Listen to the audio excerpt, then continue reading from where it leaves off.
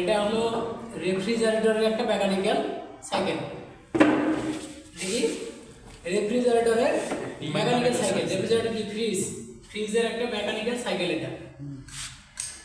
এটাকে বলা হয় ভ্যাপার কম্প্রেশন রেফ্রিজারেশন সাইকেল, অথবা বাংলায় কি বলা হয়? বাষ্প সংকোচন হিমায়ন চক্র। বাষ্প সংকোচন হিমায়ন চক্র। আমরা এখানে যে সাইকেলটা আছে আমাদের, এটা হলো কি? রেফ্রিজারেটরের মেকানিক্যাল সাইকেল। একটা ফ্রিজের ভিতর এটাই আছে, এটা ফ্রিজের ভিতর কি এই সাইকেলটাই আছে, মেকানিক্যাল সাইকেল। বুঝতে পারছেন? তাহলে এখানে কিছু অংশ আছে, দেখেন। এটা কম্প্রেসর, এটা কম্প্রেসর, এটা কি? কন্ডেন্সার। তারপরে এখানে ব্যবহার করা হয়েছে ক্যাপিলারি টিউব। ক্যাপিলারি টিউব মানে কি? এটা এক ধরনের এক্সপানশন ভালভ। এর আগে ব্যবহার করেছে একটা সহায়ক যন্ত্র, এটা হলো ফিল্টার। তারপরে কি? এটা ইভাপোরেটর। ইভাপোরেটর থেকে এখানে আসছে। এখন এর মূল অংশ কয়টা? এই সাইকেলের মূল অংশ কয়টা? এই সাইকেলের মূল অংশ হলো চারটা। তাহলে একটা রেফ্রিজারেটরের মেকানিক্যাল সাইকেলের অথবা ভ্যাপার কম্প্রেশন রেফ্রিজারেটর সাইকেলের মূল অংশ হলো চারটা। একটা হলো কম্প্রেসর, একটা কন্ডেন্সার, একটা কি? Expansion valve. এখানে এক্সপানশন ভালভ হিসেবে ক্যাপিলারি টিউব, আর একটা ইভাপোরেটর। ফিল্টারটা কি তাহলে? সহায়ক যন্ত্র, সহায়ক একটা অংশ। তাহলে এইখানে যে কম্প্রেসরটা ব্যবহার করা হয়েছে, এটাকে বলা হয় সিল টাইপ বা রেসিপ্রোকেটিং কম্প্রেসর। আমরা কম্প্রেসর কত প্রকার জানছি? 5 প্রকারের মধ্যে এটা একটা, এটা কি? Seal type compressor. এটা রেসিপ্রোকেটিং কম্প্রেসর বা সিল টাইপ রেসিপ্রোকেটিং কম্প্রেসর। এটা আরেকটা নাকি হারমেটিক কম্প্রেসর। Hermetic compressor. এই কম্প্রেসরের নাম কালো কেন বলেন তো? কালো রং তাপ শোষণ করতে পারে। কালো রং তাপ শোষণ করতে পারে। তাহলে এটা যে ভিতরে যে মুভমেন্ট অংশগুলো আছে, গভীর অংশগুলো আছে, এগুলো যাতে ঠান্ডা থাকে, সেজন্য বাইরের তাপ যাতে শোষণ করতে পারে, সেজন্য কালো রং করা হয়। বুঝতে পারছেন? তাহলে আর রেফ্রিজারেটরে সাধারণত দুই প্রকার গ্যাস ব্যবহার করে। একটা কি? R600A আর একটা R134A। এটা কি? গ্যাস, তাই না? গ্যাসকে আমরা বলি হিমায়ক। এই রেফ্রিজারেশন সিস্টেমে গ্যাসকে কি বলা হয়? হিমায়ক বা রেফ্রিজারেন্ট। রেফ্রিজারেন্ট যদি বলা হয় রেফ্রিজারেন্ট কি? রেফ্রিজারেন্ট এক ধরনের প্রবাহী। রেফ্রিজারেন্ট এক ধরনের প্রবাহী যা একটি অংশ থেকে তাপ শোষণ করে অন্য একটি অংশে তাপ বর্জন করে। ঠিক আছে? আমাদের যে ইভাপোরেটরটা আছে, এটা কি করে? তাপ শোষণ করে। আর কন্ডেন্সারটা তাপ বর্জন করে বের করে দেয়। তাহলে ইভাপোরেটর কি করে? শোষণ করে। আর কন্ডেন্সার তাপটা বের করে দেয়। এখন মনে করেন গ্যাস চার্জ করা আছে এটার ভিতর, যে কোনো একটা গ্যাস দেওয়া আছে, 600 নাম্বার হতে পারে, 134 এও হইতে পারে। তাহলে এই যে হিমায়কটা দেওয়া আছে, এই হিমায়কটা কি হবে? প্রথমত কম্প্রেশন হবে। এই হিমায়কটা কম্প্রেশন হবে। এই যে সাকশন লাইন দিয়ে হিমায়কটা এখানে প্রবেশ করে, এই সময় হিমায়কটা থাকে মানে কম চাপে, লো টেম্পারেচার লো প্রেশার। ঠিক আছে? মানে লো টেম্পারেচার, তাপও কম থাকে, চাপও কম থাকে। ওই হিমায়কটা এই কম্প্রেসরে প্রবেশ করে। কম্প্রেসর কি করে? কম্প্রেসরের ভিতরে সিলিন্ডার আছে, পিস্টন আছে। এই সিলিন্ডার পিস্টন কি করে?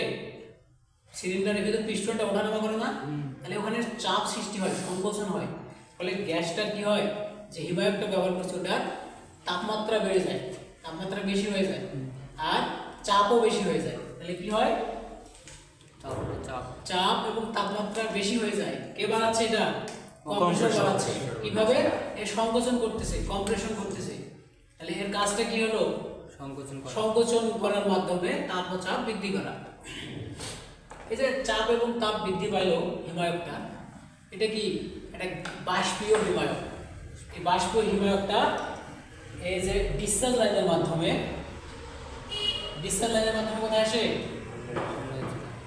সাকশন দিয়ে কোন দিক দিয়ে ঢোকে? ওই দিক দিয়ে সাকশন হয়, ওই দিক দিয়ে ঢোকে, এদিক দিয়ে বের হয়, তাই না?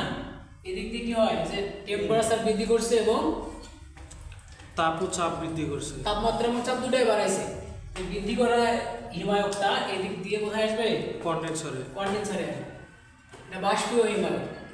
কন্ডেন্সারে এসে কন্ডেন্সার কি হয়, গরম হয়। ফ্রিজের বাইরে দেখবেন বডিতে হাত দিলে গরম অনুভূত হয়। তাহলে গরম অনুভূত হওয়ার কারণ এই কন্ডেন্সারটা থাকে। কন্ডেন্সার কি করে, তাপটা বাইরে ছেড়ে দেয়, তাপটা বাইরে ছেড়ে দেয়। তাপটা বাইরে ছেড়ে দেওয়ার ফলে এর ভেতর যে হিমায়কটা আসলে বাষ্পীয় হলো, এই হিমায়কটা হয়ে গেল তরল। কি আসছিল, বাষ্পীয় হিমায়ক। উচ্চ চাপ উচ্চ তাপমাত্রার বাষ্পীয় হিমায়ক এখানে এসে তাপটা ছেড়ে দেয়, তাপটা ছেড়ে দেয়, ফলে কি হয়, হিমায়কটা তরল হয়ে যায়। আসছিল বাষ্প, এখানে এসে হয়ে গেছে তরল।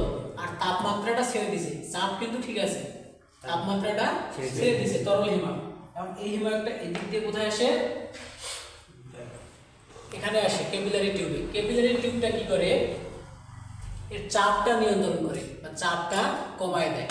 কি আসলো, তরল হিমায়ক না, তরল হিমায়কটা এখানে এসে চাপটা ছেড়ে দিয়েছে বাইরে, আর এখানে এসে চাপটা চাপ কমায় দিয়েছে। এখন তাপ কমে গেছে, এখানে এখানে এসে চাপ কমে গেছে। তরল হিমায়ক, কিন্তু তরল হিমায়কটা কোথায় প্রবেশ করছে, ইভাপোরেটরে। ইভাপোরেটর কি করে, তাপ শোষণ করে। তাহলে এই যে ইভাপোরেটরটা ফ্রিজের কি থাকে, ভেতরে থাকে। ফ্রিজে যে খাবার টাবার রাখি ওগুলো থেকে বা ফ্রিজের ক্যাবিনেটটা থেকে তাপটা ও শোষণ করে নেয়, তাপটা এই ইভাপোরেটর শোষণ করে নেয়। ফলে ইভাপোরেটর যে তরল হিমায়কটা গেছে ওইটা আবার কি হয়, তাপ শোষণ করার ফলে আবার বাষ্প হয়ে যায়। বুঝতে পারছেন? তাহলে কন্ডেন্সার কি করছিল, তাপ ছেড়ে দিছে, দিয়ে হিমায়কটা হয়ে গেছে বাষ্প, আসছিল হয়ে গেছে তরল। আর এখানে তরল গেছে, এ তাপ শোষণ করছে, এই কয়েলটা তাপ শোষণ করছে, করার ফলে হিমায়কটা তরল গেছে কিন্তু বাষ্প হয়ে গেছে বাষ্প, বাষ্প হয়ে গেছে। কিন্তু হিমায়কের ধর্ম কি আছে, তাপমাত্রা কম, চাপও কম। এখানে কারণ কি, তাপ তো এখানে কমে গেছে, তাপমাত্রা কমে গেছে, এখানে চাপ কমে গেছে। তাহলে এখানে লো চাপ, মানে লো প্রেসার, লো টেম্পারেচারের হিমায়কটা এদিক দিয়ে আবার সাকশন হয়ে কম্প্রেসরে প্রবেশ করে। তাহলে এভাবে কম্প্রেসরে কি করে, আবার কি করে, সংকোচন। এই যে লো টেম্পারেচার লো প্রেসার, মানে কম চাপ কম তাপে যে বাষ্পীয় হিমায়কটা প্রবেশ করলো, এটা কি আবার সংকোচন করে তাপ ও চাপ বৃদ্ধি করে, তাপমাত্রা ও চাপ বৃদ্ধি করে আবার কন্ডেন্সারে যায়। দিয়ে এভাবে কি এটা চলতেই থাকে। এখন মূল অংশ কয়টা, চারটা অংশে 4 ধাপে কাজ হয়। একটা হলো কম্প্রেশন, এখানে এসে কি হয়, তাপমাত্রা ছেড়ে দেয় না, যে তরল হয়ে যায় না, এটা ঘনীভবন, কনডেনসেশন, ঘনীভবন। তাহলে এটা হলো কম্প্রেশন, কম্প্রেশনে এসে হয় কম্প্রেশন, এখানে এসে কনডেনসেশন বা ঘনীভবন। তাহলে ইভাপোরেটরে এসে কি হয়, কি হয়, তাপ শোষণ করে, তাপটা শোষণ করে না। তাহলে কি হবে, হাই টেম্পারেচার হাই প্রেসার, এপাশে লো টেম্পারেচার লো প্রেসার নাকি, এখানে কি হয়, তাপ বর্জন হাই টেম্পারেচার কোথায় ছিল, হাই টেম্পারেচার তো এই যে এখানে ছিল, হাই টেম্পারেচার হাই প্রেসার, এখানে এসে টেম্পারেচার ছেড়ে দিছে। আচ্ছা, তার মানে লো টেম্পারেচার হাই প্রেসার, তাপ এখানে এসে প্রেসার কমে গেছে। হ্যাঁ, তাহলে এখন দুটাই লো, লো টেম্পারেচার লো low প্রেসার। pressure। এবং এখানে এসে কি হয়, আর এই যে তরল আসলো, এটা কি হয়ে গেল, বাষ্প হয়ে গেল, বাষ্প হয়ে আবার এদিক দিয়ে ঢুকলো। এভাবে সাইকেলটা চলতে থাকে। আর যে ফিল্টারটা একটা সহায়ক যন্ত্র, সহায়ক একটা অংশ, জি স্যার। সহায়ক একটা অংশ। এটা কি হয়, কেবিলের এটা চিকন, এর ভিতরে কি ময়লা, স্যার চারটা অংশ দিলে কিভাবে হইলো, একটা কম্প্রেসর, একটা ইভাপোরেটর, একটা কম্প্রেসর, কন্ডেন্সার, এটা হলো কি ক্যাপিলারি টিউব, আর একটা ইভাপোরেটর। ইভাপোরেটর। এটা যে চিকন না, তাহলে এর ভিতর সহজে ময়লা দ্রব্য যেগুলো কিছু আটকে আটকে যাবে। যাবে। এর ফিল্টার ব্যবহার করছে, ফিল্টারের ভিতর কি করে, এই যে আপনারা দেখছেন না সিলিকা জেল ছিল, সিলিকা জেল এর মধ্যে তাপমাত্রা জলীয় বাষ্প শোষণ করে, জলীয় বাষ্প শোষণ করার ফলে এদিকে মনে করেন যদি জলীয় বাষ্প থাকে, ময়লা থাকে, সব কিছু ওই ফিল্টারটা আটকে দেয়, দিয়ে এদিকে তরল হিমায়কটা দেয়। তরল হিমায়কটা এটা কি করে, ইভাপোরেটরের চাহিদা অনুযায়ী এই হিমায়কটা এখানে কি করে, প্রবাহ করে। তাহলে এ কি করে, ঠান্ডা হওয়া শুরু করে, যখন ঠান্ডা হচ্ছে মানে কি, সুপ্ত তাপ শোষণ করতেছে, সুপ্ত তাপ শোষণ করলে কি হয়, এই হিমায়কের ধর্মটা চেঞ্জ হয়েছে। হিমায়কটা ছিল হচ্ছে তরল, এখানে ধীরে ধীরে হয়ে যাবে বাষ্প, বাষ্প হয়ে এই হিমায়কটা এখানে প্রবেশ করবে। বুঝতে পারছেন? তাহলে এই ক্যাপিলারি টিউব একটা এক ধরনের এক্সপানশন ভালভ। এক্সপানশন ভালভ 8 প্রকার হয়, তার মধ্যে একটা ক্যাপিলারি টিউব। বুঝতে পারছেন?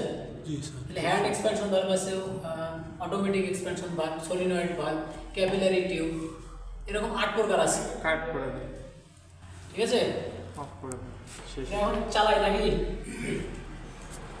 আরে শেষ তো। সেখানে হ্যাঁ, ওই মাথা থেকে শুরু করে এই প্রান্ত পর্যন্ত ঠান্ডা হবে। তার মানে তরল যতদূর পর্যন্ত বাষ্প হবে ততদূর পর্যন্ত ঠান্ডা হবে। ঠান্ডা হবে।